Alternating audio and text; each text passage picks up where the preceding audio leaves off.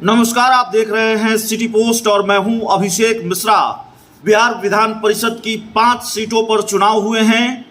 4 पर चुनाव, 1 पर उपचुनाव और आज फैसले की घड़ी है, आज फैसले का दिन है। इन 5 सीटों पर जो चुनाव हुए, उपचुनाव हुए, उसके नतीजे आ जाएंगे कुछ देर के बाद। तस्वीर साफ हो जाएगी कौन किस पर कितना भारी पड़ा। भारतीय जनता पार्टी महागठबंधन पर, एनडीए महागठबंधन पर या महागठबंधन एनडीए पर, बीजेपी पर। और बीजेपी पर ही कहना ठीक होगा, एनडीए कहना ठीक नहीं होगा, क्योंकि बीजेपी के ही उम्मीदवार 5 सीटों पर चुनाव लड़े थे। महागठबंधन की तरफ से, अलग अलग राजनीतिक दलों की तरफ से, जेडीयू, आरजेडी और वाम दल की तरफ से प्रत्याशी थे। चुनाव के नतीजे जब आएंगे तब आएंगे, लेकिन सिटी पोस्ट आपको बताने जा रहा है तस्वीर क्या हो सकती है। और चुनाव नतीजों से पहले हम आपको बताने जा रहे हैं कौन किस पर कितना भारी पड़ सकता है। भारतीय जनता पार्टी का पलड़ा भारी है, बीजेपी का पलड़ा भारी है और बीजेपी महागठबंधन को मात दे सकती है या भारी पड़ सकती है। कुल मिलाकर बात करें, ज्यादातर सीटों पर बीजेपी का कब्जा हो सकता है। 48 उम्मीदवार मैदान में हैं इस उपचुनाव, इस चुनाव में, विधान परिषद के जो चुनाव हैं 5 सीटों पर। और कुछ बड़ी पार्टियों से समर्थित हैं तो कुछ निर्दलीय उम्मीदवार भी हैं। इनमें से 5 में से 3 परिणाम शिक्षक निर्वाचन क्षेत्र और 2 स्नातक निर्वाचन क्षेत्र के लिए आने वाले हैं। राजनीतिक दलों में सीधी टक्कर महागठबंधन और भाजपा के बीच है और जाहिर है आपकी दिलचस्पी ये जानने में होगी कि कौन किस पर भारी पड़ेगा। रिजल्ट के इंतजार से पहले हम आपका इंतजार खत्म करते हैं और बताते हैं कौन किस पर कितना भारी पड़ सकता है।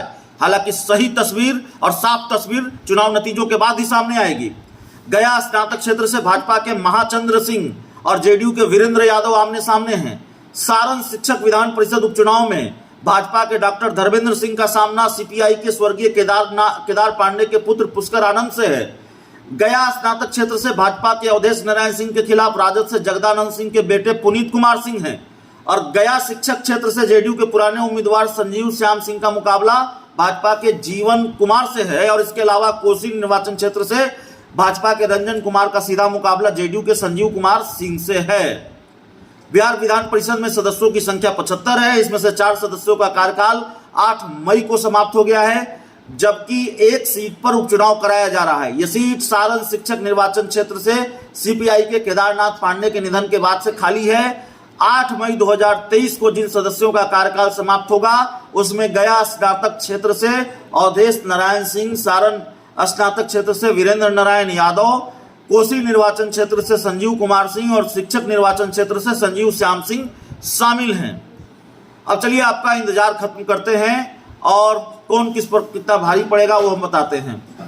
तो एक तो मामला यह है कि जीत हार का अंतर बहुत कम होने वाला है, ये दिख रहा है।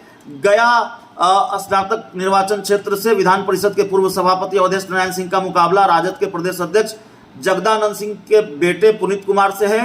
अवधेश नारायण सिंह भाजपा से कई बार एमएलसी रह चुके हैं। पुनीत कुमार पहली बार चुनाव लड़ रहे हैं। उनके पिता और भाई सुधाकर सिंह की उपस्थिति उन्हें मजबूत बनाती है। सुधाकर सिंह ने अपने भाई के लिए कैंपेन भी किया था, लेकिन रिपोर्ट के मुताबिक भाजपा के दिग्गज नेता अवधेश नारायण सिंह का पलड़ा भारी है। उन्होंने स्नातक वोटरों को अच्छे से मैनेज किया है। पार्टी का भी भरपूर साथ उनको मिला है। कोसी निर्वाचन क्षेत्र से जेडीयू प्रत्याशी संजीव कुमार सिंह खुद 4 बार एमएलसी रहे हैं। इससे पहले उनके पिता शारदा प्रसाद सिंह एमएलसी थे।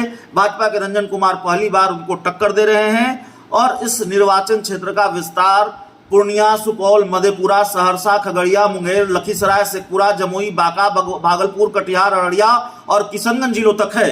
यहां जेडीयू और भाजपा ने अपना दमखम लगाया है, लेकिन मुख्यमंत्री नीतीश कुमार के कामों का फायदा संजीव सिंह को मिलता दिख रहा है। कोसी के इस क्षेत्र में जेडीयू प्रत्याशी की मजबूत स्थिति दिख रही है। सारण स्नातक निर्वाचन क्षेत्र की बात करें तो पहले कांग्रेस और फिर जेडीयू और अब भाजपा में शामिल वरिष्ठ नेता महाचंद्र प्रसाद सिंह इस क्षेत्र से 6 बार एमएलसी रह चुके हैं। पिछले बार उन्होंने जेडीयू के वीरेंद्र यादव ने उनको चुनाव हराया था। इस बार भी मुकाबला दोनों के बीच ही है और स्थानीय रिपोर्ट के अनुसार महाचंद्र प्रसाद की स्थिति मजबूत है, तो बीजेपी का पलड़ा यहां भारी है। सारण शिक्षक निर्वाचन उपचुनाव सीपीआई के शिक्षक नेता केदारनाथ पांडे के यहाँ से 6 बार एमएलसी रहे थे। उनके निधन के बाद पार्टी ने उनके बेटे पुष्कर आनंद को अपना उम्मीदवार बनाया है और माना जाता है कि इलाके में केदारनाथ पांडे का काफी प्रभाव है। वो विधान परिषद में शिक्षकों के मसलों को मजबूती से उठाते थे। यही वजह है कि वो निर्विरोध जीतते आए थे। इन्हीं वजहों से सीपीआई ने रिस्क न लेते हुए उनके बेटे पुष्कर आनंद को चुनाव मैदान में उतारा है। भाजपा ने पुष्कर आनंद के विरोध में डॉक्टर धर्मेंद्र को उतारा है और डॉक्टर धर्मेंद्र का यह पहला चुनाव है। लेकिन केदारनाथ पांडे के प्रभाव को देखते हुए पुष्कर आनंद का पलड़ा भारी है। गया शिक्षक निर्वाचन क्षेत्र से भाजपा के जीवन कुमार पहली बार चुनाव लड़ रहे हैं। उन्होंने जेडीयू के संजीव श्याम सिंह को कड़ी टक्कर दी है और कहा जा सकता है कि मुकाबला बराबरी का है। जीत हार बहुत कम अंतर से होने वाली है। तो ये वो पूरा समीकरण है। रिजल्ट से पहले हमने आपको रिजल्ट की जो तस्वीर है वो दिखाने की कोशिश की है। इस रिपोर्ट में इतना ही। बहुत बहुत धन्यवाद।